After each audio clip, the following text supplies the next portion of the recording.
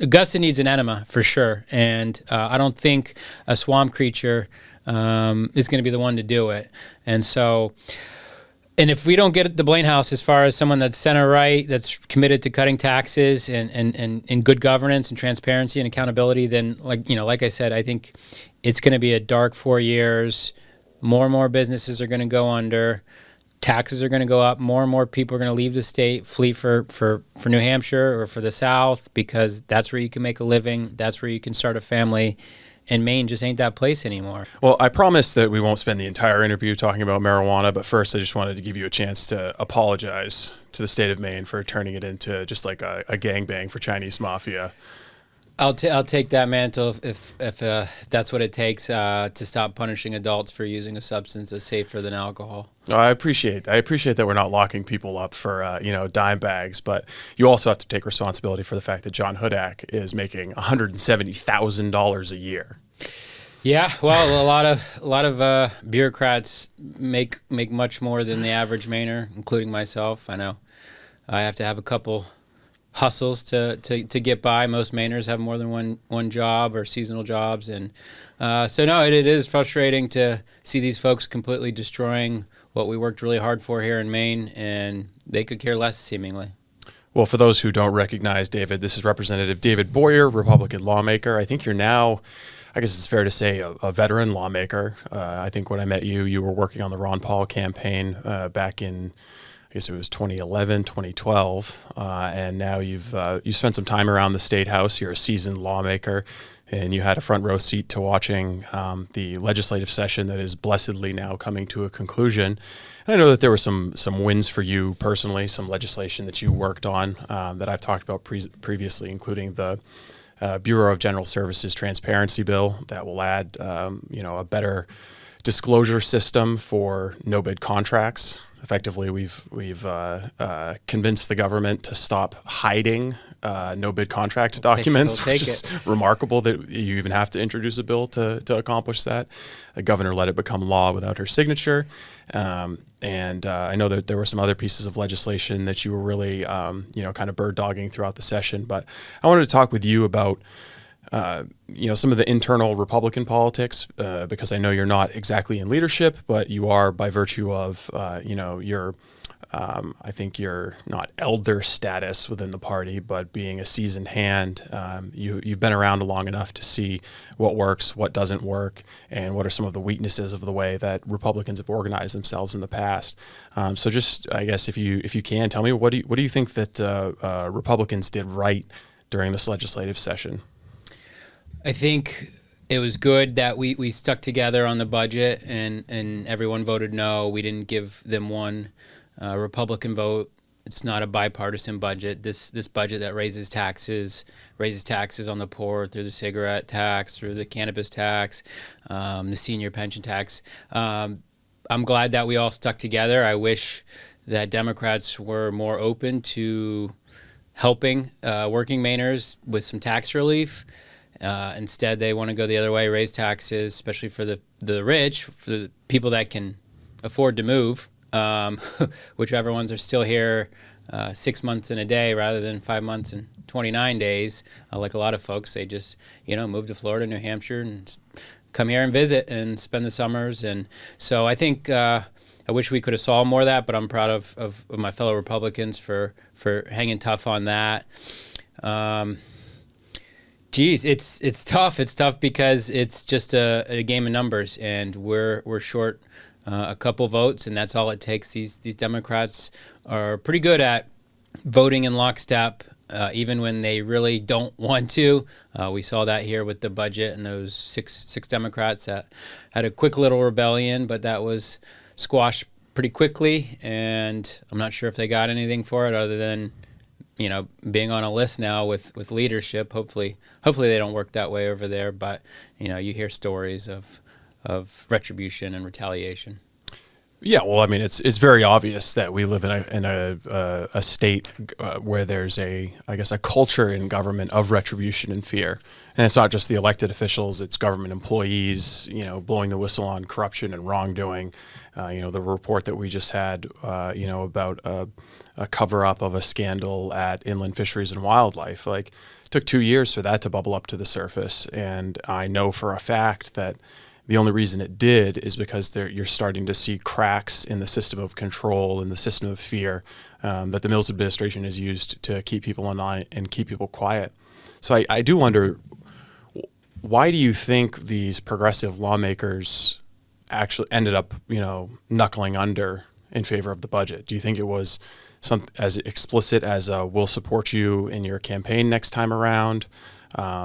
Because it doesn't seem like, coming near the end of the legislative session, it's not like they're going to be removed from their committees. That's not that big of a punishment for them. I would like to think that people like, Sophie Warren or Grayson Lookner are sincere progressives and far left people. I might disagree with them, but I can respect that they actually have, a political ideology other than like what's best for me and what's best for my advancement in the Democrat Party. But they did fold. And they voted for regressive taxation on poor people, like several. The streaming tax, the tobacco tax, the cannabis tax, like all of these taxes are going to come disproportionately from poor working class people. The budget was literally balanced on the backs of poor people. And even, Representative Milliken said as much, right? Yeah. In her speech. I think there's a lot of pressure. I think Republicans, I look forward to when we're in the majority at some point in the future, but I also am anxious about, our caucuses and how that will go and how contentious that could be. By and large, our members vote how we want, generally speaking. And we go our own way. We're kind of feral cats sometimes. But I worry that there's a lot of pressure when you're the majority party to be in line. And I don't think, it's human nature. It's a lot of things. And I don't know that just because we're Republicans we'll be immune from it. But hopefully we go about it in a better way. I sure do hope. I don't think there was any, implicit, do this, we'll do that. And, if you don't do this, this is what's going to happen. I think it's implied, I think people know. And I think take a look at what happened to Representative Bruce White. He went against the Planned Parenthood and the abortion lobby. The 9-month abortion bill. On the LD 1619 for abortions, pretty much up to 9 months.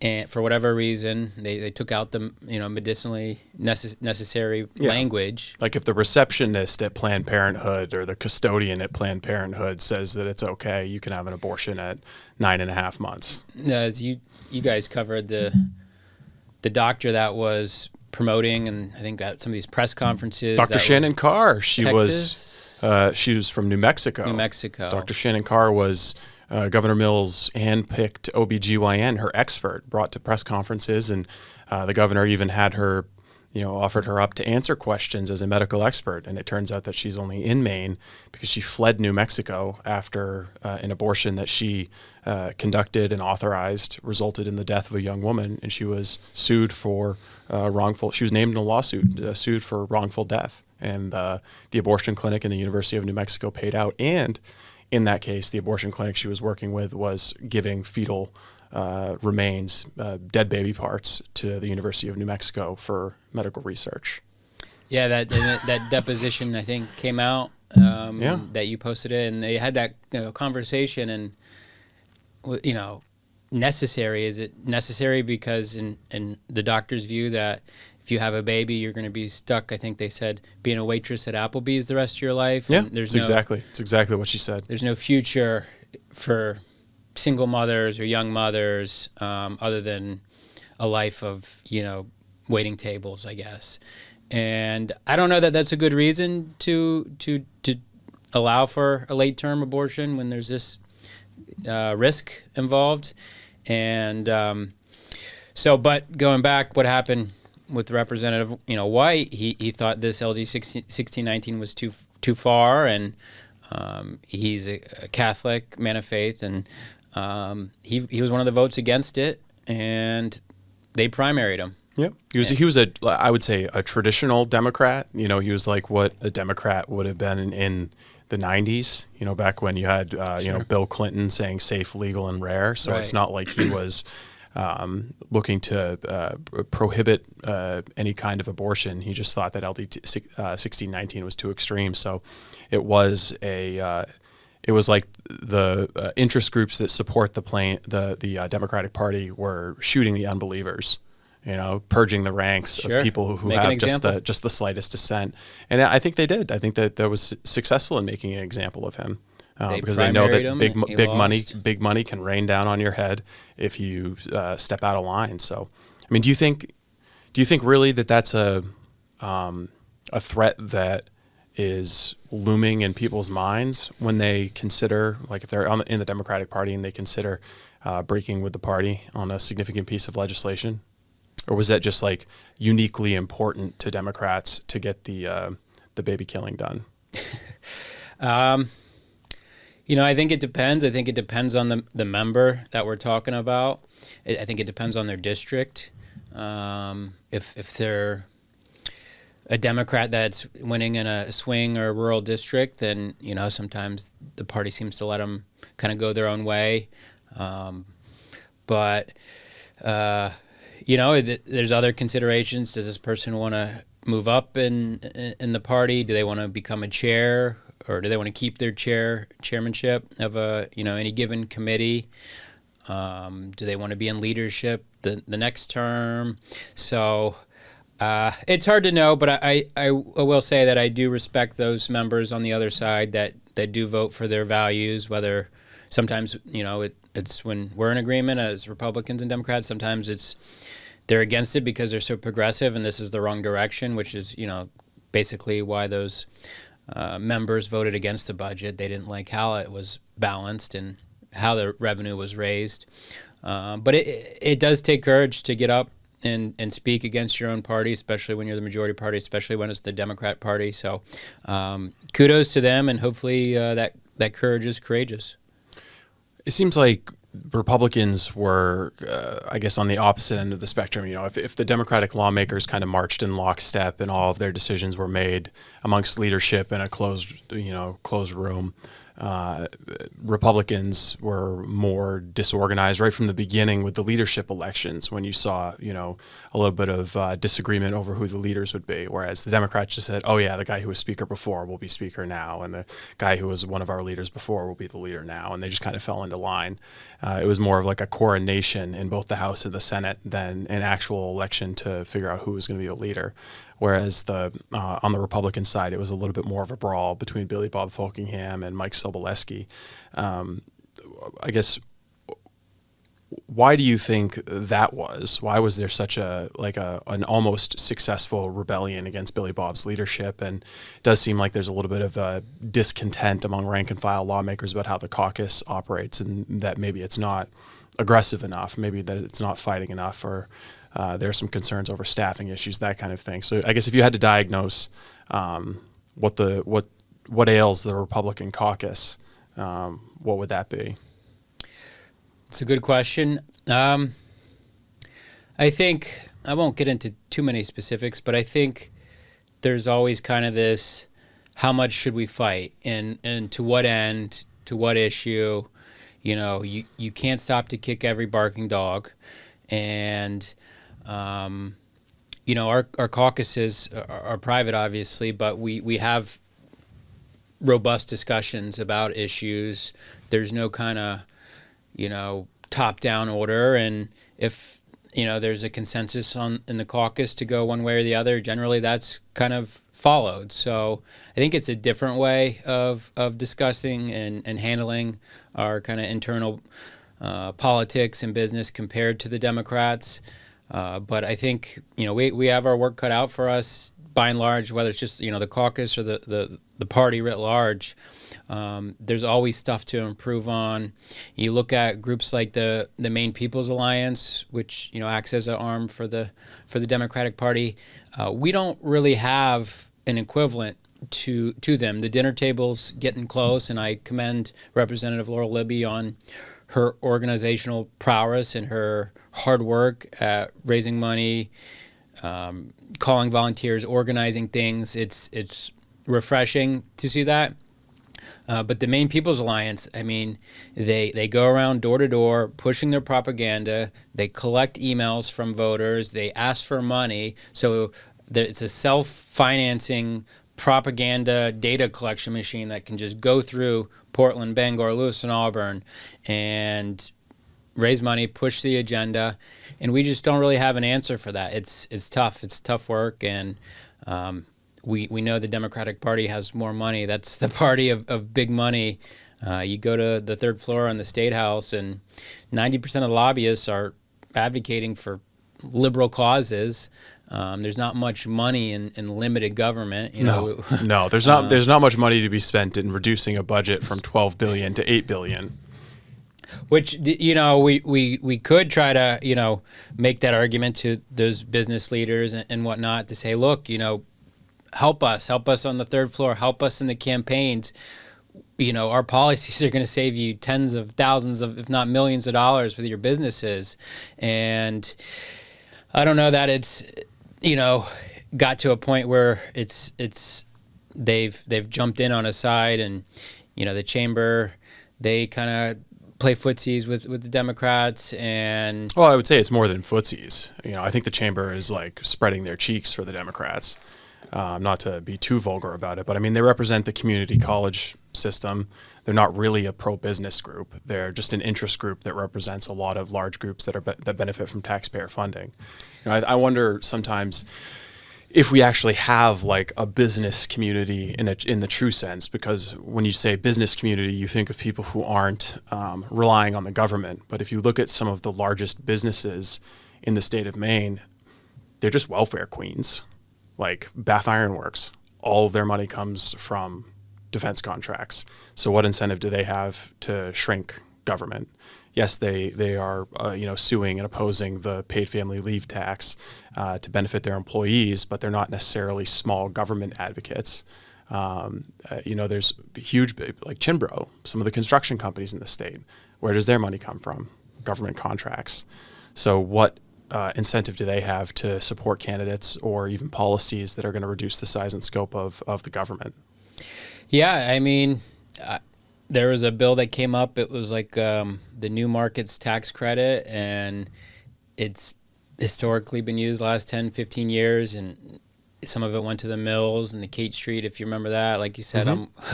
I'm old enough to remember Kate Street and that controversy, and these are refundable tax credits, and it's a Republican-sponsored bill, but it just, I think it was 15 million. It just felt like corporate welfare, just like, the Sea Dogs bill from the 131st session that Republicans supported. And, let's stop spending tax dollars to keep these different businesses afloat. Yes, there's some efficacy in that and harm reduction, if you will, but like, imagine if we spent, our tax dollars funding a tax cut so that all businesses and Mainers could benefit from them, and maybe we could bring in more businesses to, have good paying jobs and broaden the tax base. But it's just kind of so short-sighted, in my opinion. I mean, I would say you're not spending money to reduce taxes.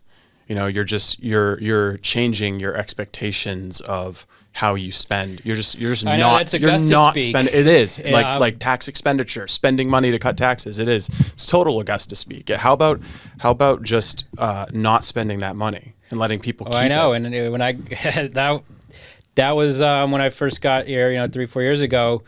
This idea that you had to pay for a tax cut was like kind of alien to me, and I understand it now. Because you get a fiscal note and you need a way to fund it to replace, steal from here to put here. But no, that's you're exactly right. And thanks for checking me a little bit. Not to check the guy who used to work for Ron Paul on taxation as theft, but yeah, no, I understand the. That's why we need zero-based budgeting. Yeah. I feel in these fiscal notes, they're out of control. We were talking about it earlier, where the executive branch agencies can, put their thumb on the scale of the legislative branch in a real way, and put fiscal notes on bills that shouldn't have them, or not put fiscal notes on bills that obviously should have them. course, or fund the out years, but nothing this way, so it's balanced. And then it's completely subverted our branch of government, and it's wrong. And so the zero-based budgeting, I think maybe we should have fiscal notes, but they shouldn't like be the end-all be-all for good policy and legislation. Perhaps the thing that costs money doesn't get implemented because there's not money in the budget, but it should, we look at the budget the complete wrong way. I feel like it should be like, this is how much money we have, so this is where we should spend it. But they look at it as, this is what we want to spend, so this is how much we need to raise. And I think it's the wrong way. Yeah, I want to get into the separation of powers thing, kind of broadly speaking, but just to close the loop on the business aspect, it does feel like we're almost past the event horizon where you can even have a business that's just looking for a free and transparent regulatory system in which to operate, like a business that isn't looking for a handout from the government. Like I was, talking with somebody who other than the cannabis and the legal cannabis industry. Exactly. The legal cannabis industry is essentially just looking for the laws to be enforced and to have a level playing field. They're not looking for a handout. Maybe some of the bigger cannabis companies are looking for regulatory moats to protect what they're doing. But we can get into that later as well. But, I was talking with a guy who was, maybe thinking about doing a development out in Eastport. And it just so happened I was familiar with the place that he was thinking about developing because it used to be a Chinese marijuana grow. And I was telling him, it's a huge, beautiful building. I mean, you could take this place, it's the old Wass sardine factory. You could take this place and turn it into a wedding venue, and out-of-staters would pay $1 million to get married there because it's got this beautiful view of Campobello Island. It's a beautiful spot. And the guy's been in real estate development forever. And the first thing he said was, yeah, I'd have to figure out if there'd be some kind of a tax credit or a grant for it.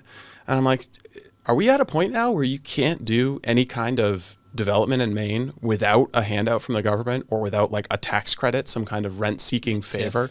Or a TIF. And does that apply broadly to basically anybody who wants to have a business in Maine? And if that's the case, if we're past that event horizon where you can't just like open a business based on a good idea, that's dark. Does not bode well for the future of Maine. It's dark and dire. We had this bill, net energy billing, the solar tax is really harming industry. It's hurting every ratepayer, but the businesses, they're saying their bills went from $6,000 to $60,000 a month for this energy. So we passed this bill that kind of spread out or socialized, if you will, the solar tax for these businesses because of how dire and existential it's gotten. But instead, everyone's kind of absorbing it instead of, attacking the root of the problem, which is, these solar developers that are being subsidized by working class ratepayers. And so I didn't love that bill. I voted for it because I think we're there, and I agree with folks like Representative Foster and trust him as lead on that committee. But it just also feels like maybe maybe some of these businesses need to like sit with the pain, feel it a little bit so that they get involved. Yeah. And, we could take back the House and the Senate for, the cost of some of these, solar taxes or the paid family leave. So it's like, it's short money to like get involved. But then I hear from businesses, they don't want to have their names on our reports because the last time they donated, the state came down on them one way or the other. So it's really dark. It's really dire. It's existential. And if we don't get the Blaine House at least in 2026, it seems really, really bad. I think that's one of the biggest things that I've encountered since I came back to Maine and started, took over the Maine Wire, is this culture of fear. And I talk about it a lot, but it's, like I remember talking with a state government employee trying to figure out how much Janet Mills spent on those checks that she sent out right before the 2022 election with LePage. This was like the last COVID payment that came out. And rather than an electronic transfer, it was an actual letter with a check with a nice, it said, hey, I'm Governor Janet Mills. Here's $350 on me. Oh, by the way, the election's on. It wasn't that explicit, but read between the lines. We all know why she sent the letter rather than just the electronic and didn't transfer. They all just beat up on Trump like a year or two before that for setting up the stimmy checks with with the Totally. Trump's name on it. Totally, And it was a pure Trumpian move. Pure Trumpian. It is.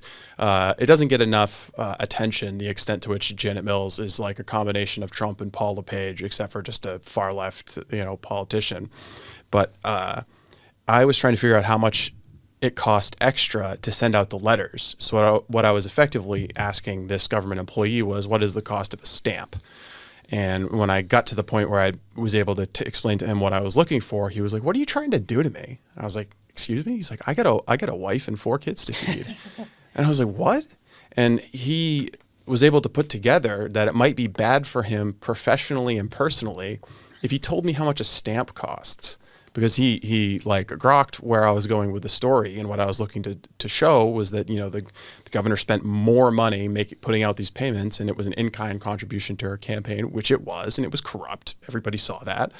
But if he feels that kind of pressure over telling me how much a stamp costs, how much more so does someone feel pressure if they have information about, say, a drug scandal being covered up at Inland Fisheries and Wildlife, or other kinds of corruption, backdoor deals, child welfare. Yeah, exactly. Child welfare stuff, or, the Senate president threatening a Republican candidate out of a race over, subsidies for a potato processing plant, just to give a totally random example plucked out of thin air. So what do you do to combat that culture of fear? Because it seems like if businesses in this state are really getting run to the ringer through like the solar tax, but also other taxes, the paid family leave tax, if they're getting screwed so many different ways by what's happening, and they at the same time feel scared that they'll face retribution if they speak out about it, or if they contribute to candidates who represent their views, their policies. Again, it seems like we're in the event horizon. It seems like we're going down the spiral where people can't even express their views without worrying that the state's going to punish them. It's a really good question. It's an important question. Thankfully, there's dark money ways to donate into politics. They could do what the Democrats do and do that. And I kid mostly. It's bad, and the only thing I can think of is people just have to do it. And if more people do it, then there's less people to focus on. And it's scary when your business is on the line. And, we're seeing it with, a micro version with the cannabis industry, and people donated to Senator Hickman and I, and now they're in the newspaper about it. Yeah. You have reporters calling donors. I don't know how many reporters ever called Janet Mills donor, or Emily Keynes, or but they're calling donors who gave 200 small businesses. They gave $200 to a local politician because that politician has a better idea of their plight than someone else, and now they're getting questions from the media about it. It's gross, and it's on purpose, and it's surely an agenda. Yeah, we should get into that. So I guess the story that you're talking about was from the Maine Trust for Local News, so-called. This must have been 2 or 3 months ago.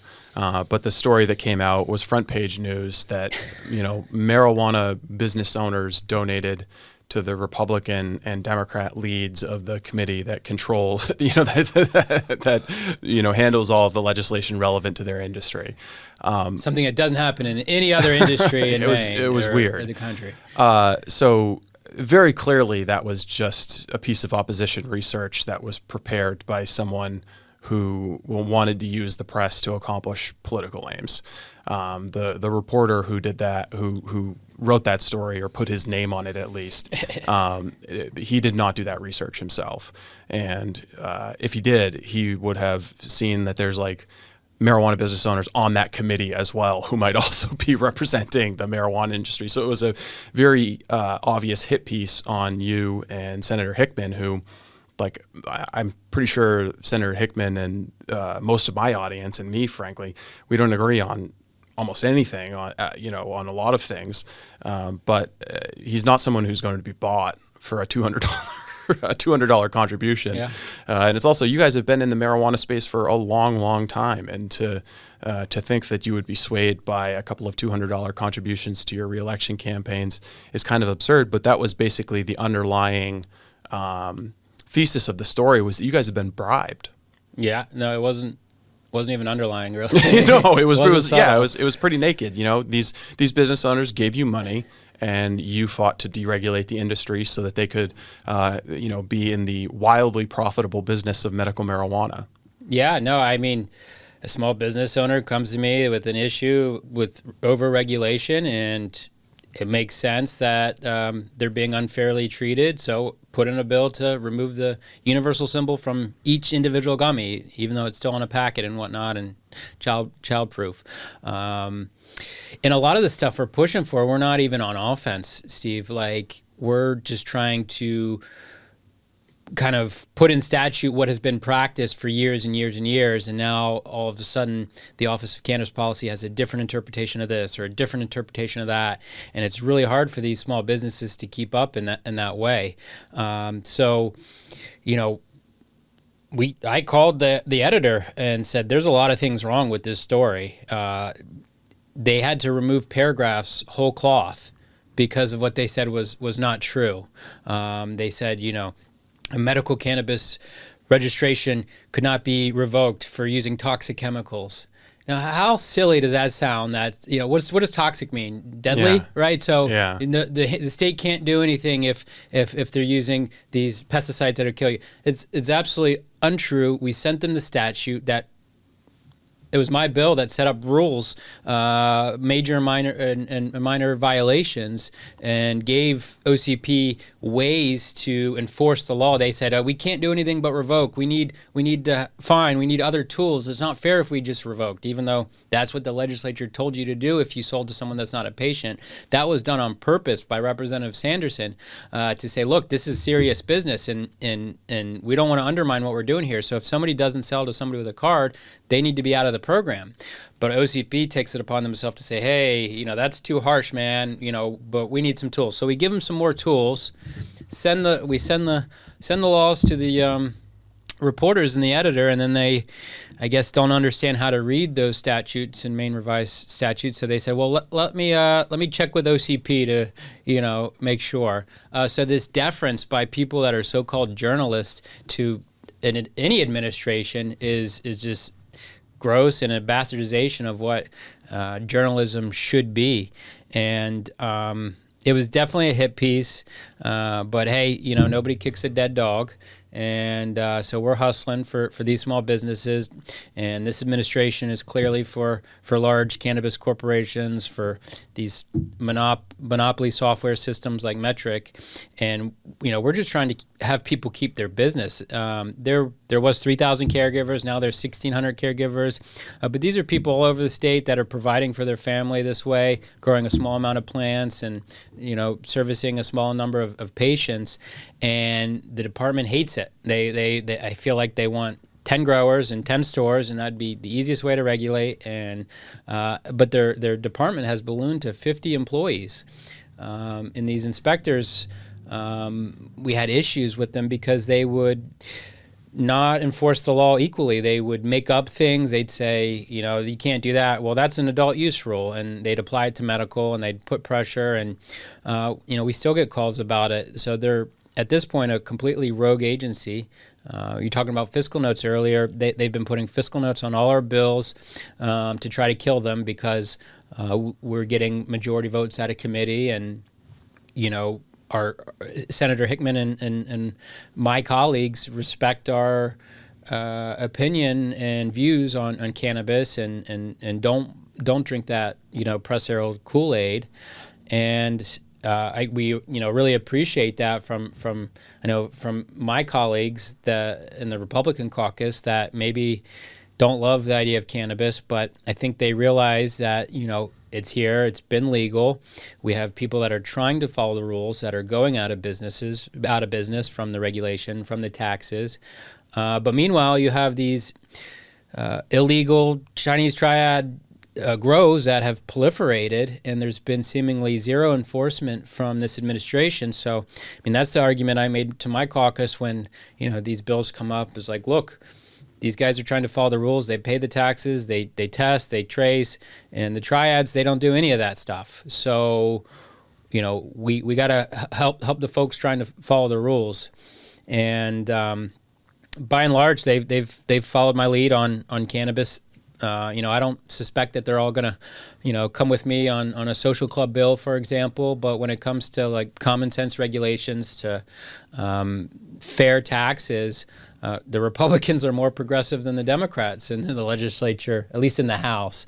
The Senators are a little different. There's no Senator Bricky there to bounce them out, to put a different view forward. I was told that when that the hit piece that we were just talking about, accusing you and Senator Hickman of being bribed by medical marijuana businesses, when that came out and was on the front page of the Maine Trust papers, a copy of the Cannabis Journal was on Senator Hickman's front steps. And he's not a subscriber. Not a subscriber. He's not a subscriber. Someone had put a copy of it on his front steps. Well, you know how you can gift an article, on the Euro. Maybe someone did it with the newspaper. That's a little disconcerting, to say the least. I did not receive one.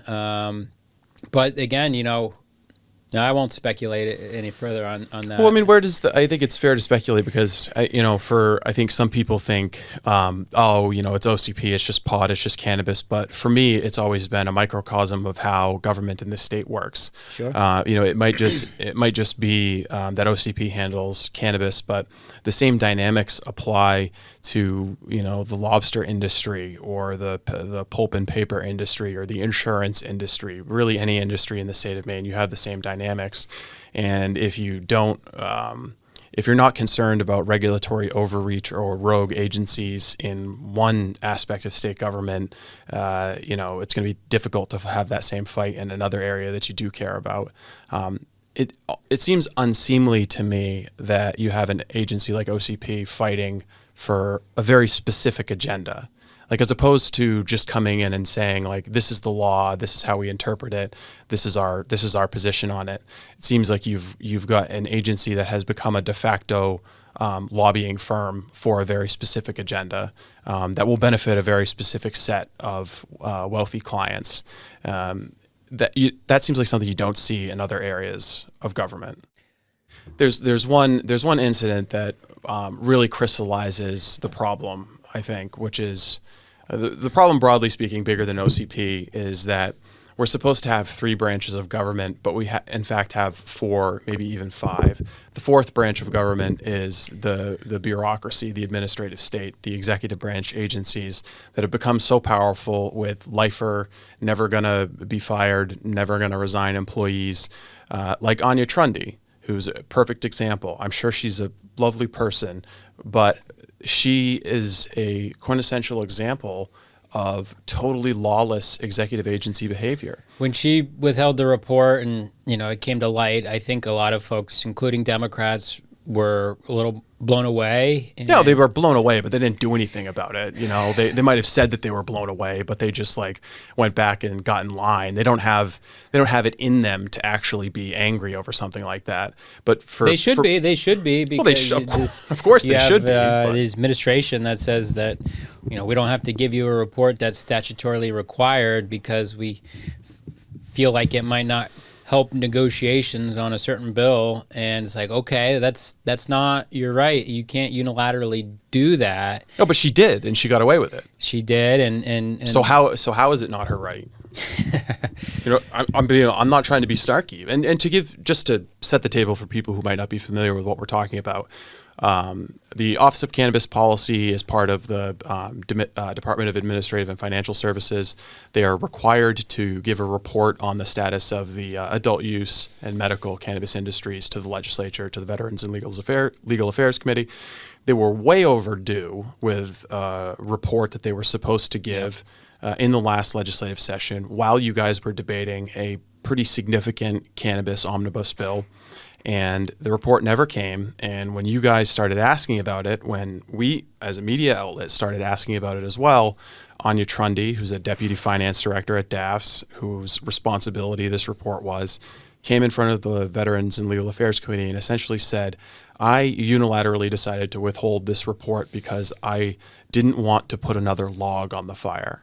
That was a direct quote. Yep. And what she meant was, I thought that providing this report, as I'm required to do by law, would distract from the regulatory agenda that OCP wants passed.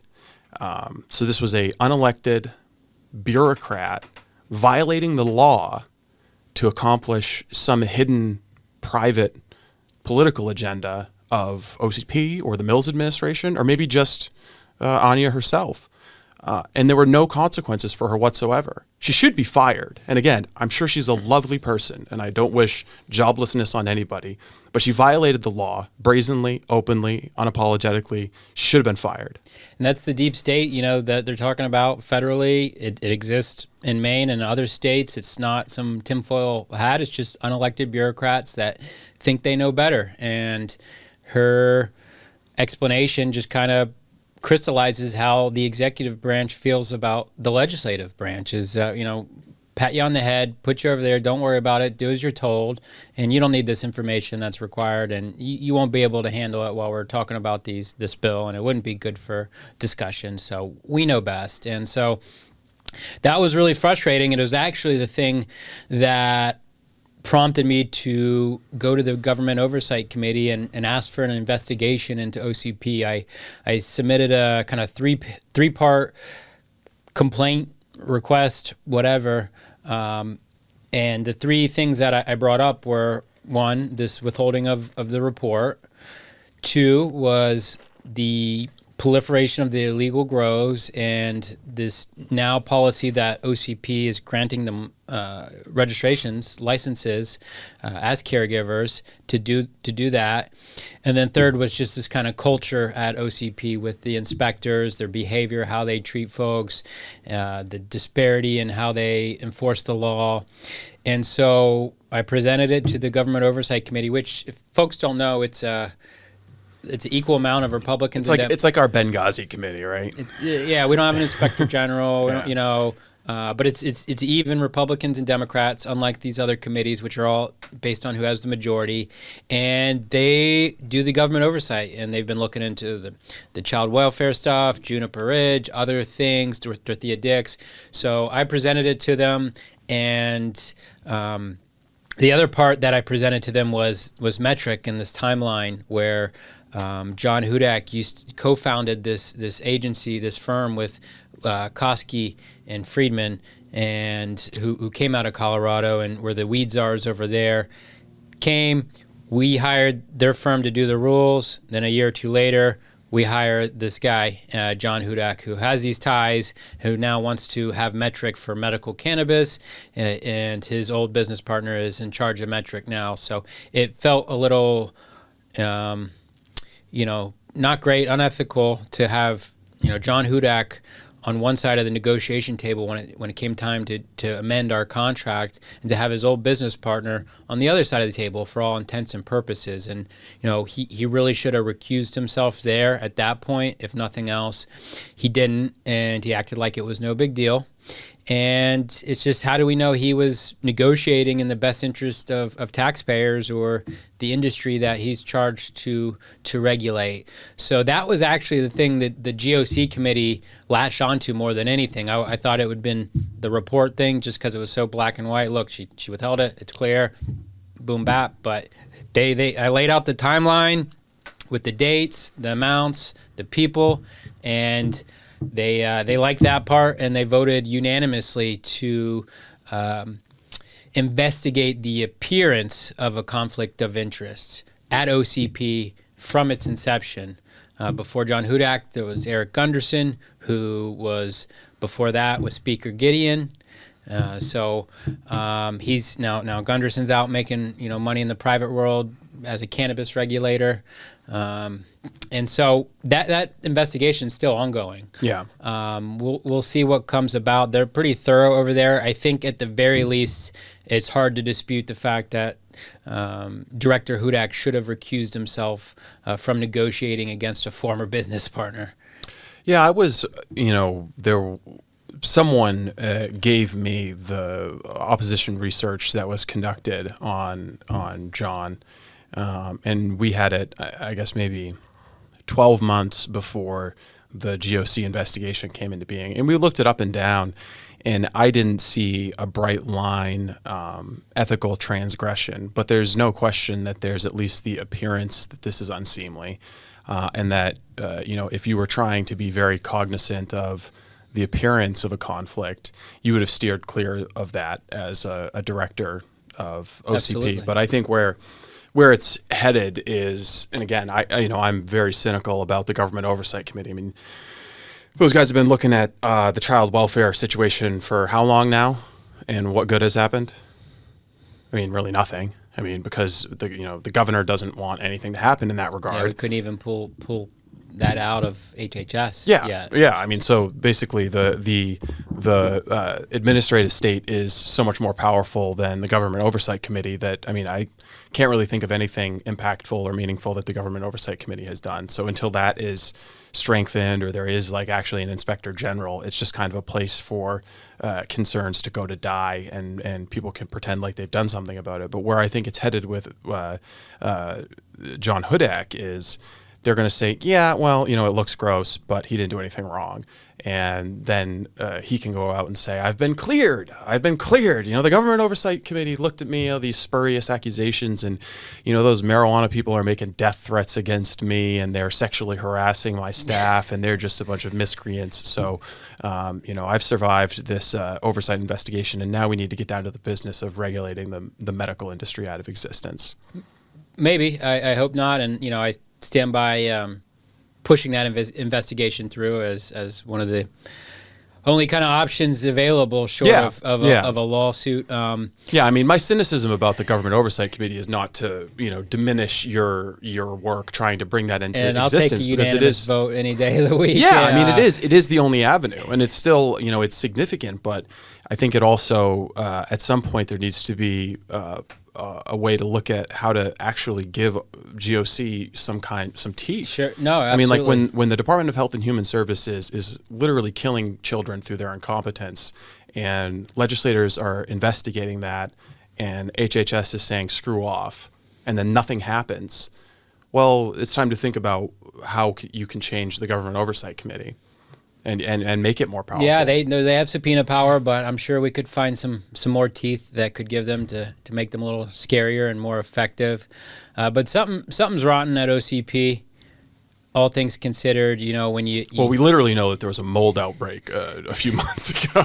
Right? Yeah. I mean, you can't make this stuff up. There's mold at the OCP's office where these investigators go and then go into other people's grows, and but they said that that didn't happen. It's fine. It's good now. But no, you look at this kind of seemingly corrupt type of behavior. I won't call it corruption yet till we have it, but this guy used to work, his old buddy works at Metric, and now his mission since he got here is to have Metric apply to all medical cannabis grows. Right now it's just for adult use. So they have to pay 40 cents for every plant tag, 25 cents for every label, plus monthly subscription fees.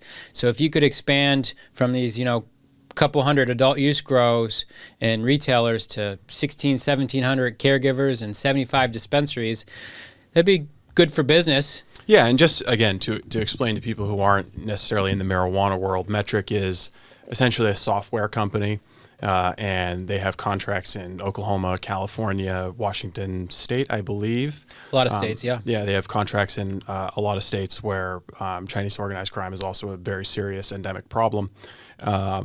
But it's a software company that helps track marijuana. So I guess the idea is that if you buy a joint at an adult use cannabis store, and you smoke it and die, they should be able to look at the barcode on it and trace it back to wherever it came from.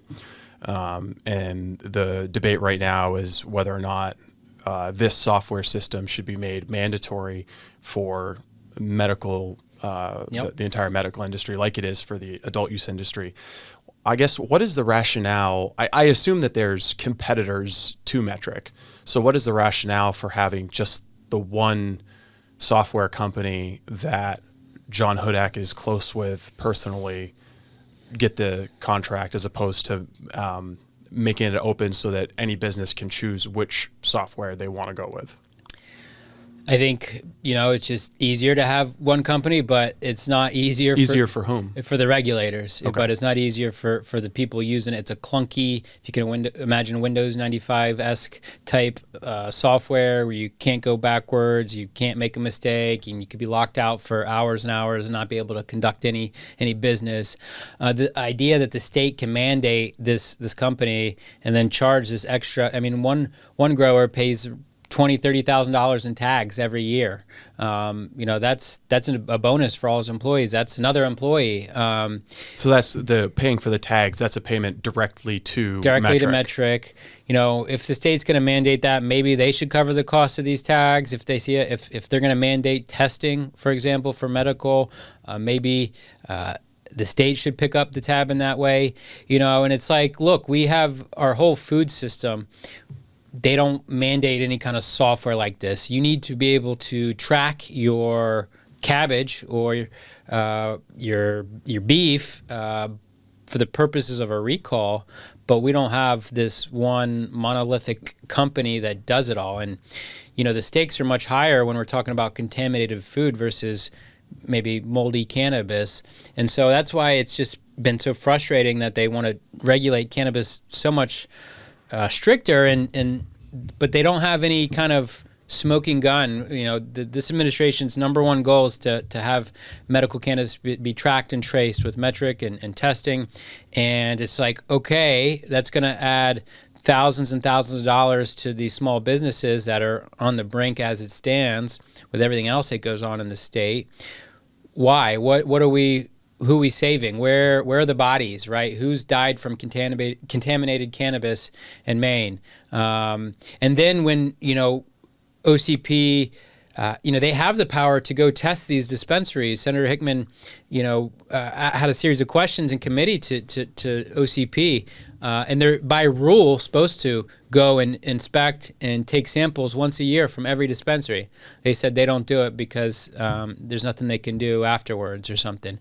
So they want the operators to test, but when they have the power to test, they don't want to do it. They have 50 employees, and they'd rather put their head in the sand, I guess, and that the whole time they're registering all these illegal grows, and they could care less about what's going on there, it feels like. And they say they don't have any power. Before, 2 years ago, it says, well, they're not in the program. We don't have anything to do with them. Okay, well, why doesn't state police do anything? I don't know. And now we give them licenses, and it's like, well, there's nothing we can do. They're in the program. It's like, it can't be both. And we know that there's rules, and, that bill I passed about the violations, they could try to weed these illegal or illicit grows out, but they don't want to.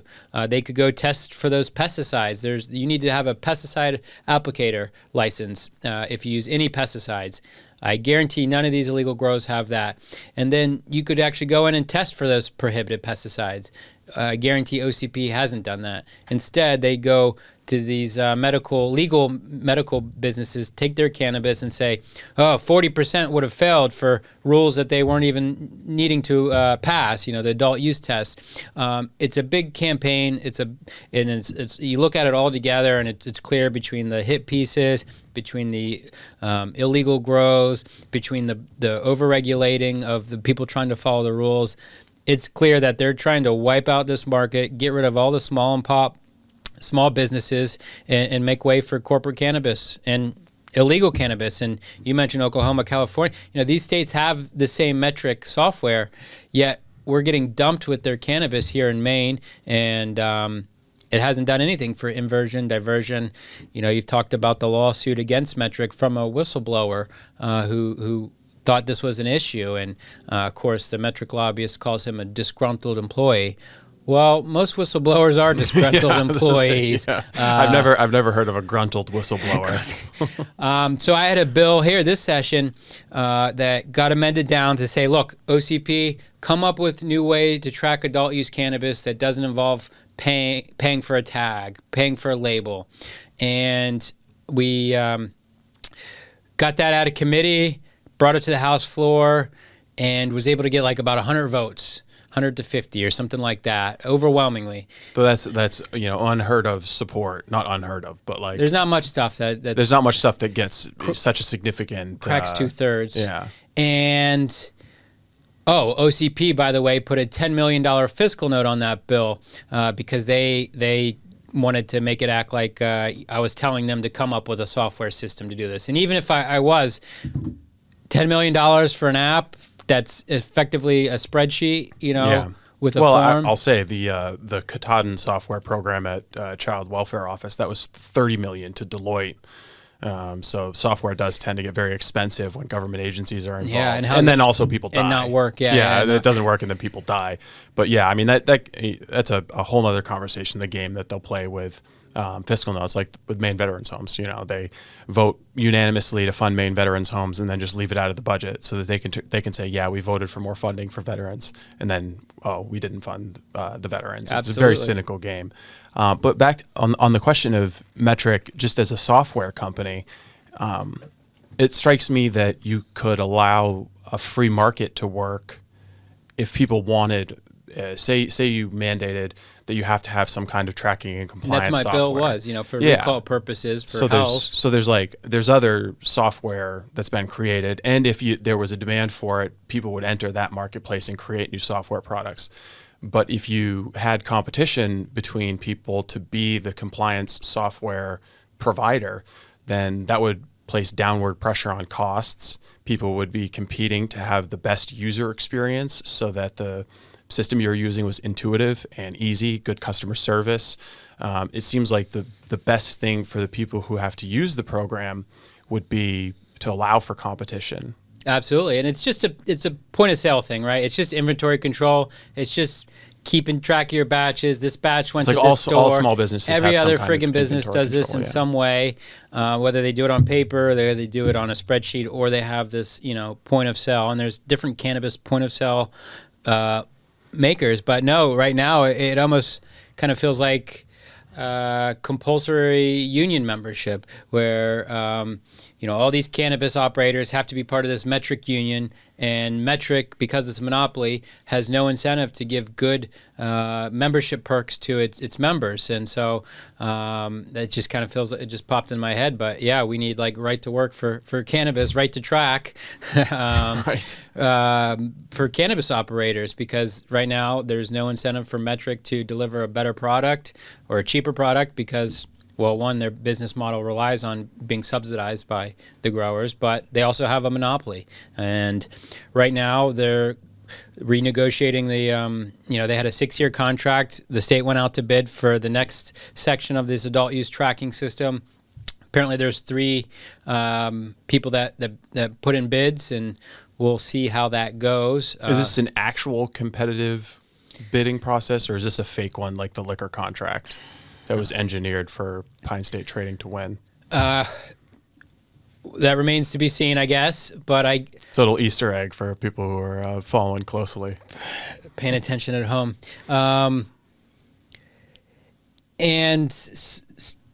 Which, by the way, the OCP said that John Hudak would have nothing to do with this procurement process, which is kind of an odd thing to say. So the first one was totally on the level and he did nothing wrong, but they're going to change the way they handle procurement of software. It was Gunderson that did that one, but okay. Okay, why can't he be involved? Don't you think the person regulating the industry should, take a look-see at these 3 different bids and what makes sense for his regulated industry? But no, there's like a firewall. I was like, oh, why do we need a firewall? I will say that the spokesperson for the Office of Cannabis Policy, who I'm sure absolutely hates me at this point, has told me that Hudak has no financial interest in Metric, doesn't have any, receives no income, and doesn't have any shares. There's no disclosure that can prevent you from, or there's no rule that can prevent you from having a job in the future.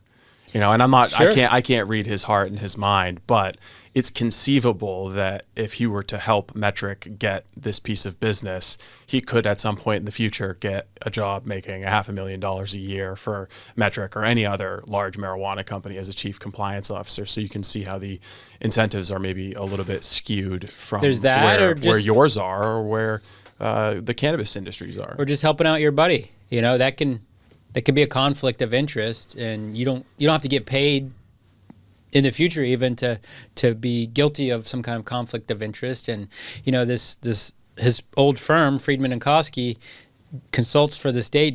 Did they recommend John Hudak for this job? I don't know. Maybe, probably. So it's pretty dire for cannabis. Everything's dire in this friggin' state, man. I don't know what else to say. Like, yeah, it's not headed in a good direction. We're on the for brink. Sure. You know, I would say, you know, we're scraping rock bottom here. I mean, the twice this year, the top Senate Democrat, Maddie Daughtry, she had a press conference in, I think, January to celebrate the beginning of a 1% tax on paychecks for the paid family leave benefit, which won't even happen until May of next year. And most private businesses are like fleeing the state program for private insurance programs, leaving only the least insurable businesses on the government program. So it's going to be in a death spiral, and the tax on paychecks will go up. It's not something that Maddie's even contemplated, but twice she's held press conferences celebrating tax increases, first for the paid family leave, and now just this week when the budget came into law, new taxes on a whole bunch of streaming services, tobacco, cannabis. Are they that tone deaf to celebrate tax increases? Do they not see what you and I see of, you know, like... I think they are that tone deaf, and I think those at this point who vote blue are the ones that can afford to.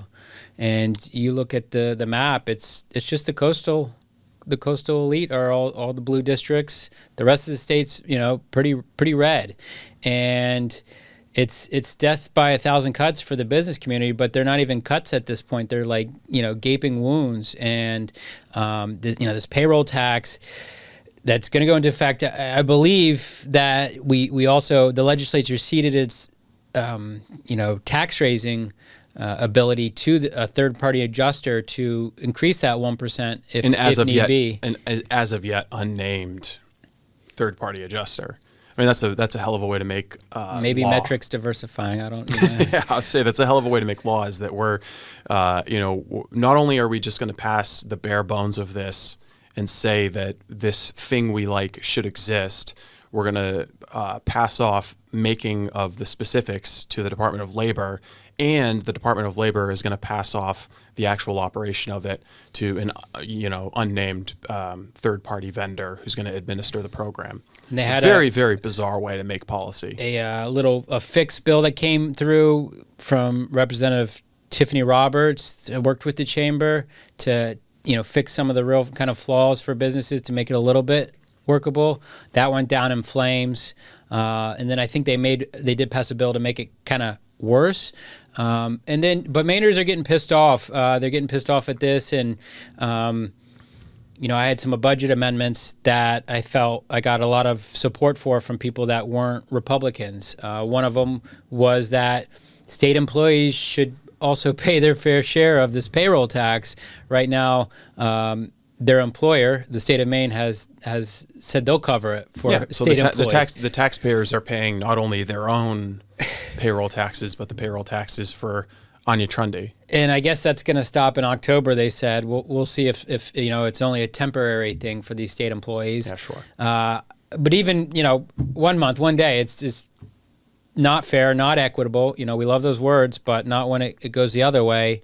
The other thing that pissed a lot of people off is that we're paying for high school graduates from other states to come to our state and get college educated for free with our community colleges.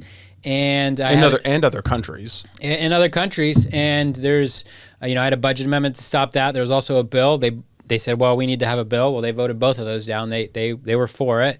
And it's like, there's no strings attached. There's no nothing. They can move here day one, start at SMCC, and then they could leave the state, right when they get their diploma. No guardrails, nothing making sure that they have to pay taxes for any other time. So we're just suckers. It feels like. And, why are we subsidizing Massachusetts high school graduates, New Hampshire's high school graduates? We got to focus on Maine and Mainers and our brain drain. But see, that increasingly has become like a radical far right position, which is absurd to me. I'm like on the cannabis issue of obviously because of the the Chinese organized crime investigation that we've done, spent a lot of time talking about and learning about cannabis policy. I've been kind of agnostic on regulatory bills, what should happen, except for that the laws should be enforced equally. Regardless of your citizenship status, your ethnicity, whether you're big, small, whatever your status is, whether you're politically connected or not. And I think that applies to all of the laws in this state. My view is that just enforce the laws equally, but then also that the government of the state of Maine should exist primarily, if not exclusively, to serve the interests of the people of Maine. But that seems like it's a far right extreme position now. Like even the idea of Maine first, is like a white nationalist or something, one of these spooky buzzwords that the left loves to use. But on the flip side, they've hijacked the government of the state of Maine and turned it into a tool to advance a global war on poverty or a global war on climate change. And we're kind of dealing with the results of that. Like we're dealing with like each of these little issues that we've been talking about kind of point towards a broader symptom, which is the government of the state of Maine doesn't exist to serve the people of Maine. It exists to serve narrow interests through crony capitalism or these broader ideological crusades. Perpetuate the dogma. Which have resulted in, like the solar tax we talked about earlier. They think they can control the weather. So we're going to subsidize all these out-of-state solar companies so that, the global temperatures are going to drop by what? Like 0.0000001%. Yeah. If they even go down, there's a good argument to be made that solar panels are actually going to make the climate warmer given the amount of heat that they put off and the fossil fuels burned. But they won't let us PFAS them. test them. They voted down that bill to do a PFAS test if the solar panels are leaching into the ground. Yeah, there's a Representative Reagan Paul's bill to just again, and it gets back to just an equal enforcement of the laws. Yeah. Like if you wanted to start a factory making widgets anywhere in the state, they're going to be breathing down your neck with environmental rules, DEP rules, PFAS testing. But if you're a solar panel company, you don't have to follow those rules. You don't get the equal treatment. There's no equality of the law. There are certain industries and certain people who seem to be above the law, and they get preferential treatment, and it's had disastrous consequences for us as a state. And this issue or the housing issue, everyone recognizes we're in a housing crisis. But then you look at these bills that come out of the legislature. They want to increase the radius for the vernal pools. That's not like a pond. That's a puddle from my skidder that a mosquito's living in now. Like, what happened to private property rights? What happened to letting people build? The speaker's real estate transfer tax got snuck into the budget, and it applies to commercial buildings. And a multi-unit, a lot of parts of the state is over $1 million now. So we're taxing housing to help housing. It just we're destroying the environment to save the environment. It doesn't make any sense. Yeah, I mean, it makes sense if you're trying to do a palm card to run for U.S. Senate, that you got a bill passed to do something. But if you think about it for 2 seconds, it just looks dirty, and it's not going to accomplish what you think it's going to accomplish. I don't know. How do we get to a point where you can get credit for opening up the free market, like specifically on housing? It seems to me that there are so many people in this state who are home builders. I know a ton of home builders. Their industry is building houses. If you made it profitable for them to build middle-class housing, they would be out there building housing, and they would be hiring people to work for them. But it's not profitable to build housing because there are so many regulatory hoops that people have to jump through. Even on the subsidized affordable housing, it can take years to build just a few units of affordable housing. When do we get to the point where, like the Ryan Fectos of the world will see like, You know, we've got 13 different funds in this state to support subsidized housing, and we still have a housing crisis. Maybe what we need is not another fund, but just a little bit of deregulation and let the home builders build homes, make it legal to build homes again. Yeah, no, you're not going to be able to like game the market. The free market is the free market. And you look at what's happening in cities like Portland, and some of these lefties want to replicate that around the state. Rent control's been a complete disaster for Portlanders, for taxpayers, and for housing. The RHA has just commissioned a study that's going to come out that rent control has cost homeowners in Portland about $300 each on their tax bills a year, because it suppresses property values with these controlled rents. And it's so broken. I have a building there. I can't bring a unit to market when my tenants voluntarily leave. They buy a house or move out of state, whatever. I have to keep it at the well below market rent and give it to the next person in perpetuity. And so it's like, it's a great way to deplete the housing stock. Well, geez, that's even more extreme than San Francisco. It is. It's like in San Francisco, if you between tenants, you can reset the rate. And that's always kind of been like the unofficial kind of agreement with landlords, tenants, but move out, you give it the paint, you update the appliances, and then you bring it to market. We don't want turnover for our units. It costs more money to find a tenant, to update it. Long-term tenants are good for everyone, but rent control now makes us raise rent every year because we lose it if we don't. And but who is exempted from rent control? Affordable housing, or rather housing vouchers, Section 8, government housing. So so the projects, the slums, the housing for non-citizens. Or even just a voucher. So like I could evict my tenants now. They're at $13.75 for a 3-bedroom in Portland. Wow. In Oakdale. Yep, that's where I'm at. $13.75 for a 3-bedroom in Portland. Off-street parking, but I'm the jerk. Nice family. I inherited them when I bought the place in 2017. I'm not going to evict them, but if I did want to evict them, I could then put in someone with a housing voucher that gets like $2,200, $2,300 a month. So I could kick them out, raise it, take a government-assisted housing, and make $1,000 more each month. So theoretically, if you evicted the family and then had, let's say a family from Angola or Somalia come in who were non-citizens and were getting the voucher, you would make like almost twice as much. Well, 50% more. Yeah, at least $1,000 a month more, so $12,000 a year more. And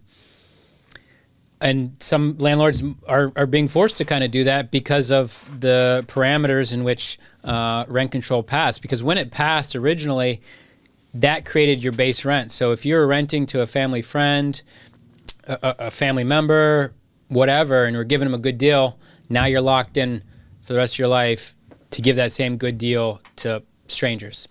And so that caused a lot of harm, and now we know, rent control's suppressing the property values. It's making folks not really upkeep their buildings because there's not a incentive too, and that's not good for the housing stock either.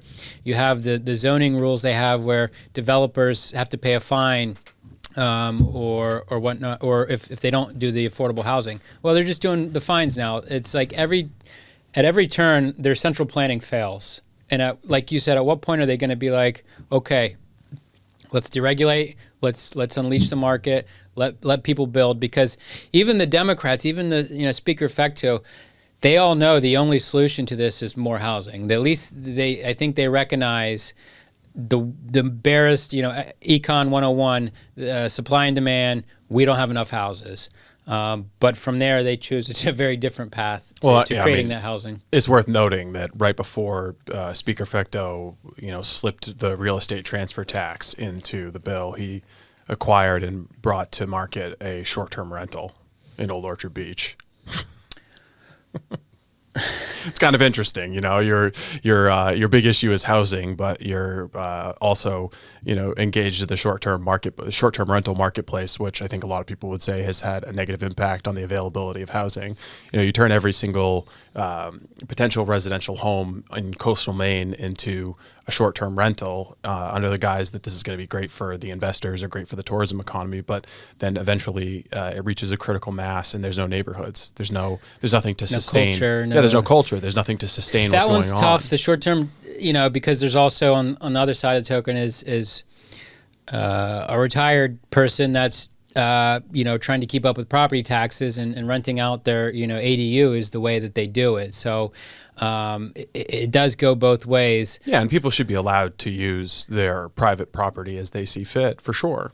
But it is, I'm a free market guy, but the free market has consequences, and the corporations that are buying, whole cloth buildings and turning them into Airbnb units or the mobile homes and jacking up their rents on people that don't own anything. And it's definitely caused a whiplash effect. And I think, and laws have been passed since to help, some folks like the, mobile homes, they can, raise the money to purchase it themselves. And that seems like a kind of sort of fair free market way to maybe they get their right of first refusal, and that seems fair enough. But some of this other stuff goes way too far, and in the central planning, it just doesn't work. It's not working in Portland. It hasn't worked in San Francisco, Cambridge, New York. I mean, it's failed everywhere it's been tried. But I mean, when has that ever But it stopped? could work for us. Yeah, exactly. But maybe, just maybe. True rent control has never been tried. The results have never stopped them from pursuing a policy. I want to ask you about something kind of a little bit different, but it gets to a little bit of what we've been talking about, especially the growth of the administrative state and the power of these executive agencies to become, their own little lobbying agencies and do things outside the bounds of the legislature.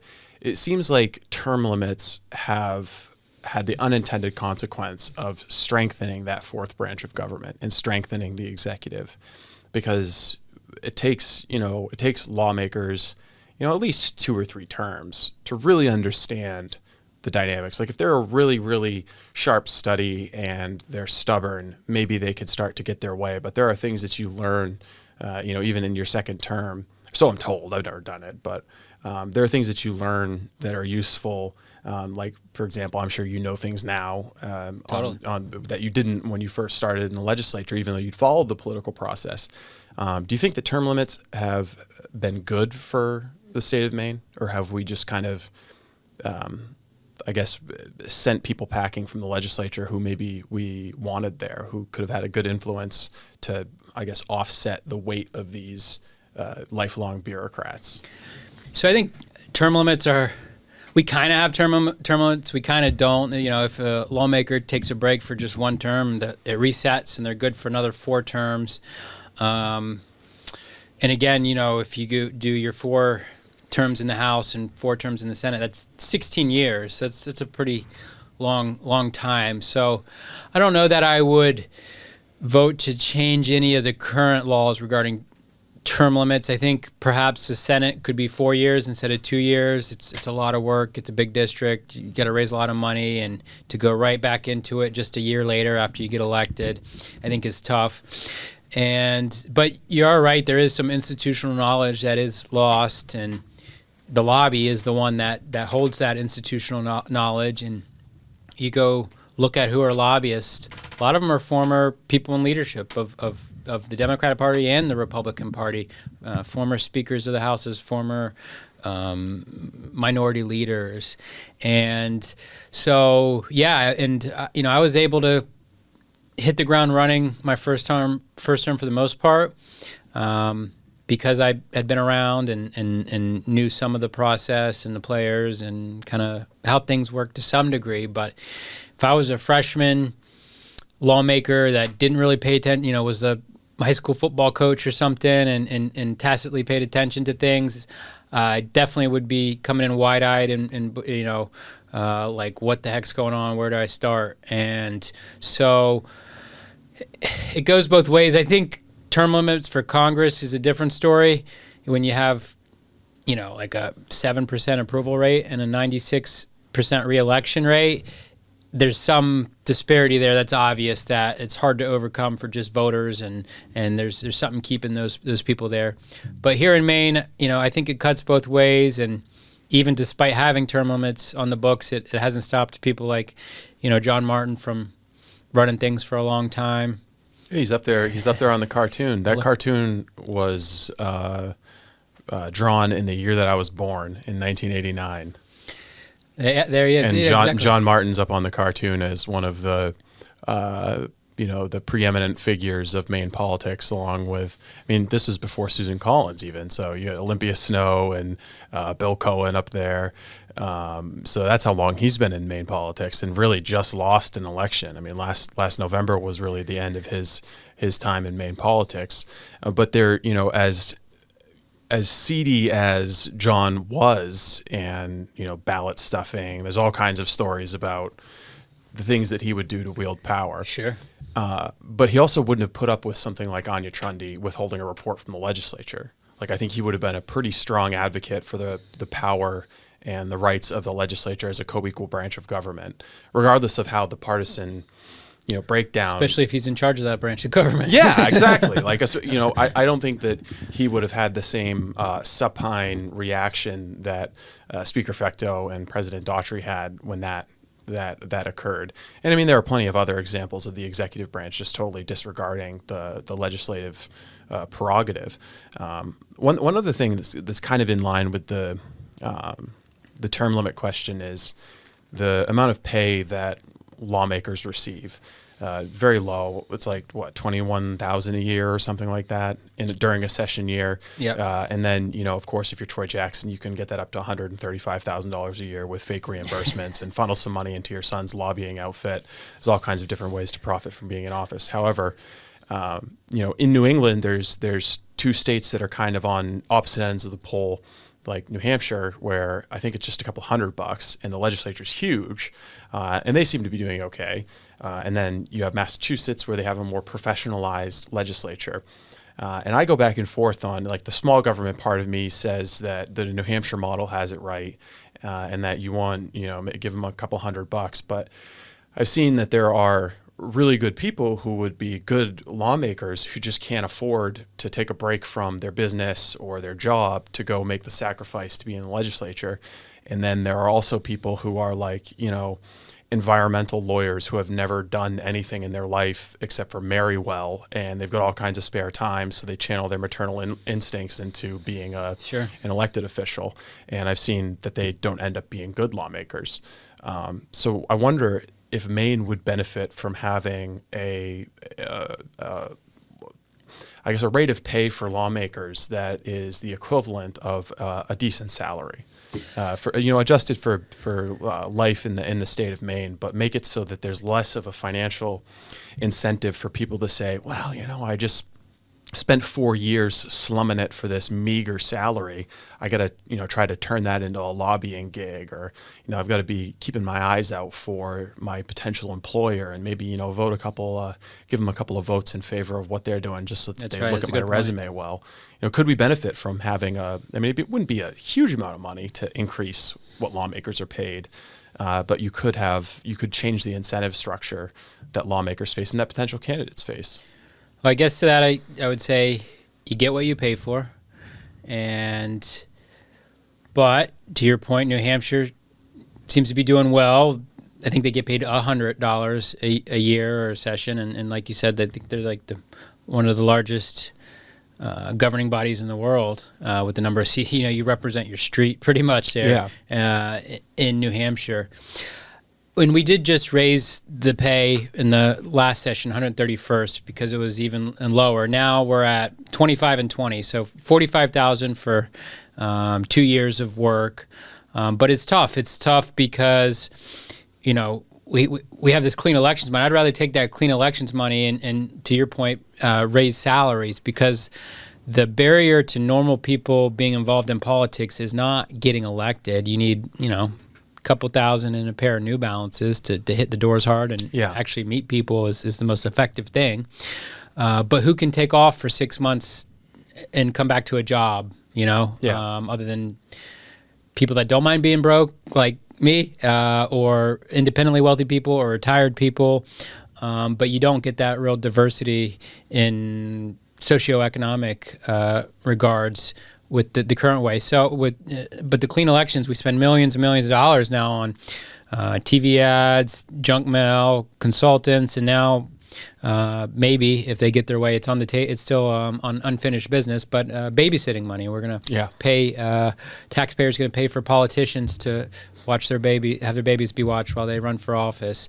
So I think we could benefit from a competitive salary.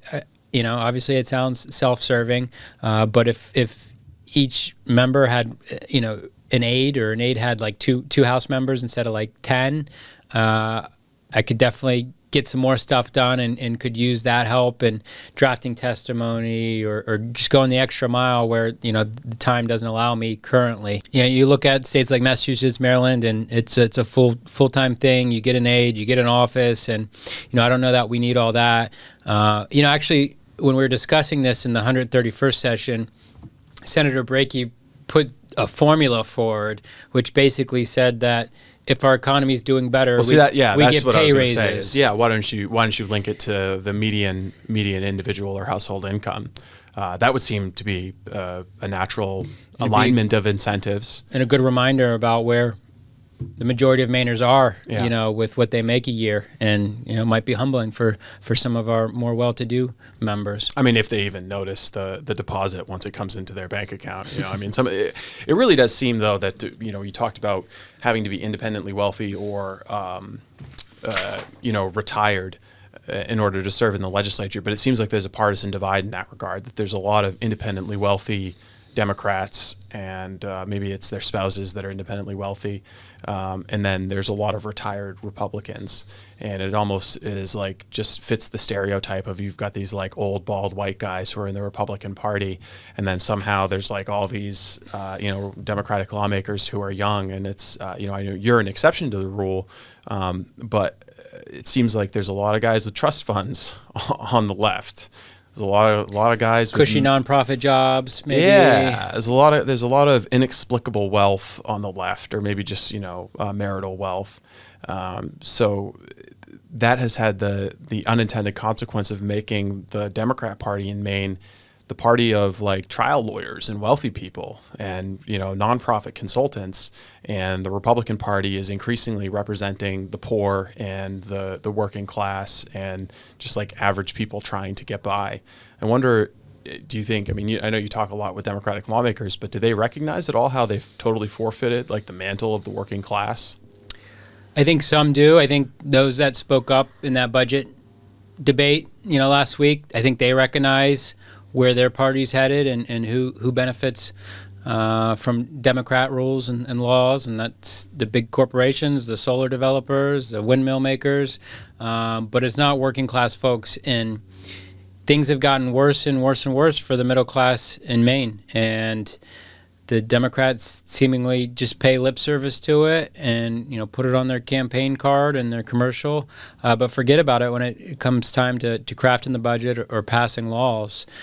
And a lot of it's, I think we're seeing a whole new paradigm shift even nationally, where what it means to be a Republican versus a Democrat. Well, now we're the anti-war party. I know the Republicans, which is weird. Awesome. It's weird. In our lifetime, we've seen the Democrat Party go from anti-censorship to pro-censorship, from anti-war to pro-war, from in favor of the middle class and the working people to in favor of crony capitalism and the wealthy, with like a teeny weeny asterisk there for if you're on welfare and totally dependent on the government, the Democrats are probably still your people. It's a weird shift. And especially, when we're talking about what's going on in the Middle East now and what happened over the last 20 years and how we were kind of sold the war in Iraq and with WMDs. But the Democratic Party seems fine with war. They're fine for Ukraine throwing more and more people into the meat grinder to, make a point against Putin. And, I'm here for it. I've been a non-interventionist, my whole adult life. I think if we're going to go to war, Congress should declare it, and we should go kick ass and come back, not have 700 bases across the world. No other country has bases in hundreds of countries like we do, and we can't afford it. To what end? We're $36 trillion in debt as a country. Our dollar is getting worth less and less and less. Bitcoin's going up, gold's going up, silver's going up. That's because of what we're doing to our fiat currency, and we have to pump the brakes, and it's going to hurt. We got to cut some spending. It's going to hurt. We got to cut some military spending. It'll hurt for Lockheed and General Dynamics, but it won't hurt, and it's interesting. They have all the war machine is assembled in all 50 states. This factory makes this widget. These do the tires over here. We do this, and then Congress can never seemingly, cut the budget when it comes to defense because there's so many jobs, and it's almost like it's by design. Well, it is. I mean, if you know the history of Bath Iron Works, like Margaret Chase Smith, it was going to be closed, and Margaret Chase Smith went to the mat to keep it open specifically just because it had jobs. It wasn't like it, contributed to the national defense or factored in. I mean, it did a little bit, but I don't want to disparage all the fine, shipbuilders down in Bath. But it was a plan. It was a plan. Yeah, and it's in every congressional district. It's a tool for control. Like. Yeah, it's a tool for control. Absolutely. I guess, but before we let you go, I want to talk a little bit about politics, the upcoming 2026 elections. We alluded to briefly. It's going to be a brawl on the Republican side. We're already seeing 5 or 6 declared candidates. There'll probably be 5 or 6 more by the time things are done. Might even end up being bigger than the the 2010 primary, where there were quite a number of serious contenders. The Democratic field, I think, is at 4 or 5 now. I lost track in the Pride Parade. But we also saw today Republican Senator Rick Bennett has finally dropped the mask and decided to run as an independent. So what's your take on the dynamics of that race? How do you see that folding out or unfolding rather? And how do you think it relates to the congressional election between Golden and LePage, as well as Senator Collins' re-election effort? Yeah, no, we have some big choices up ahead for the leadership of our state, whether it's the Blaine House, whether it's Congress or the Senate. I'm helping David Jones for governor. I've known him since I've gotten to Maine on the Ron Paul campaign. He was a Ron Paul delegate and helped us out. And of course, he went MAGA and supported Donald Trump early on in 2016. Created the super PAC Making Maine Great Again. And if you remember, that lady in Falmouth got in trouble for stealing signs, and he was nice enough not to press charges on her and turn the other cheek. Anyway, so it's going to be a lot of people on the Republican side. I think we'll be well served by any of the nominees, but I'm supporting David because he's a businessman. He understands the plight of businesses here in the state, and he wants to rebuild Maine's future. He doesn't just talk about it. He's been doing it actively. He recently purchased Montsweek, the flea market there, which is a gem on Route 1 there, and has brought it back to its glory. And they're Wednesday, Saturday, Sunday. If it's not raining, there's 100 some tables there, and so on the Democratic side, you have more Troy, career politicians. Troy has obviously helped a lot of people with his job through food and medicine. It's a well-known 501c4 charity group that's helped millions of people. Shenna obviously has helped a bunch of people. If you don't like Trump, Shenna's your gal. And then you have Pingree. In touch with the working people, for sure. Angus King Jr. No. The third? No, yeah, the third. The third. Another guy in touch with the working people. Very, very deep ties to Maine. So I think Mainers are done with these dynasties. I heard I heard Jonathan Bush is jumping in on the Republicans. I don't think that's the last time someone's going to have that slip of a tongue. I heard a Bush is jumping in here in the Republican side. So you got Bush, you got King, you got Pingree. It's just like enough with the Nepo babies, enough with the political dynasties. We really do need an outsider to audit Augusta, look at these contracts that are going on that you've highlighted, and we're just kind of seeing the tip of the iceberg as far as these no bid contracts that went out. So Augusta needs an enema for sure, and I don't think a swamp creature is going to be the one to do it.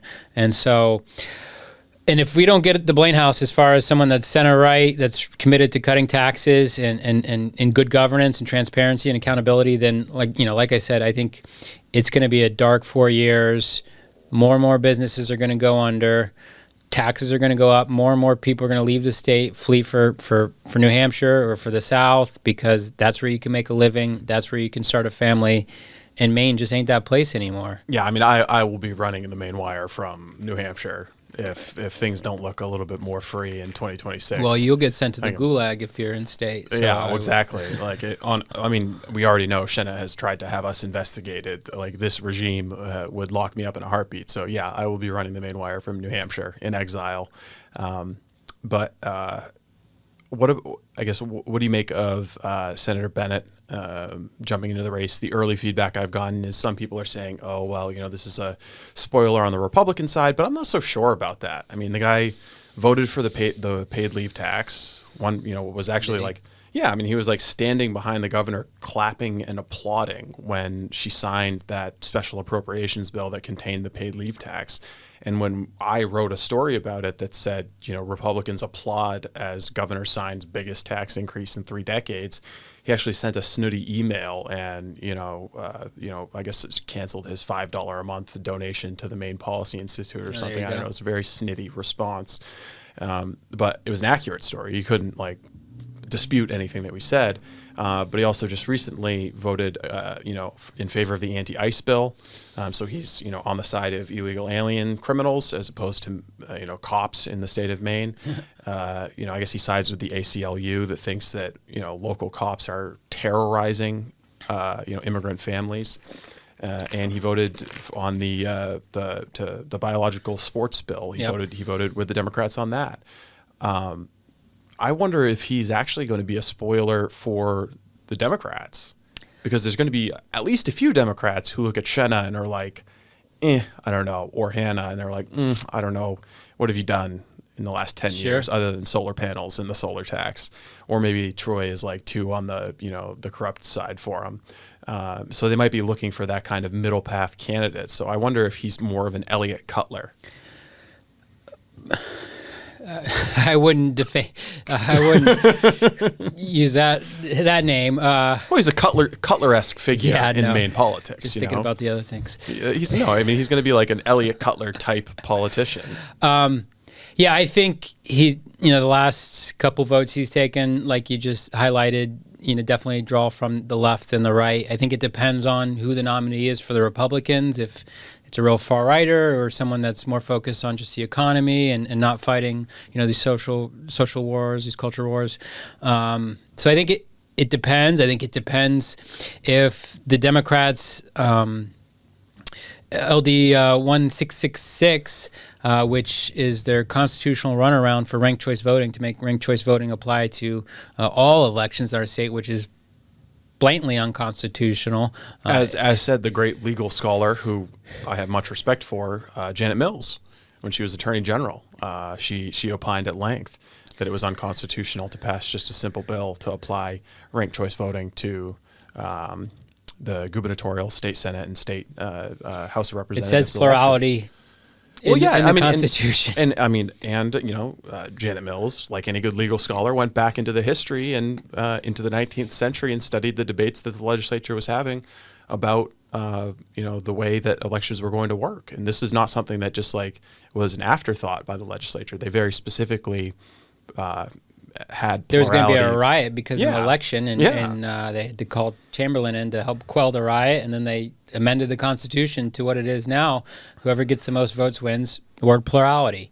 And local jurisdictions count the results rather than some centralized system controlled by Shenna or whoever comes next. So presently, there's not ranked choice voting in the general election for governor. I don't think it will survive a court challenge, so I'm just going to assume that we're not, that'll be the status quo. Oh, you're assuming that it gets that far. I mean, you think a astute legal mind like Governor Mills has just changed her mind? We'll see. We'll know by tomorrow. Based on maybe. Politics. Yeah. she evolved. But I think the Republican Party will be ready to file an injunction, a lawsuit, whatever needs to be to challenge us in the way that needs to be done, because it's clear. And so, the independent in the race can take from either side. I think more on the Democratic side with Senator Bennett. And I've always respected Rick over the years. I remember at the Ron Paul convention when it was a little chaotic, and the different candidates weren't going to be able to speak because of the chaos, if you will. I always admired that he was the first one to say, I'm going to go give a speech on the stairs out in the lobby at 2 o'clock. I hope everyone joins me. And then all the other candidates kind of did the same thing. And he's always been a kind of center-right Republican. I'm a center-right, I'm a libertarian, which you could also be called a moderate. But well, I guess a different kind of moderate. Yeah, I was gonna say whatever the card was that the scorecard that they used to show that Austin Terrio was liberal, ACU, a liberal Republican. Conservative. Yeah. CPAC. On that one, you're the most liberal. Most guy. liberal Republican, or the most independent Republican. I don't know. Whatever flavor you want to characterize to spin it. No, I think for myself, and I always admired that. Senator Bennett thought for himself, and I just think on these last couple votes, he thought the wrong way for himself. Yeah, it seems like maybe he was trying to cut like the independent reputation, like voting with a view for what he's doing now, coming out and running for governor as an independent rather than voting about the underlying issue.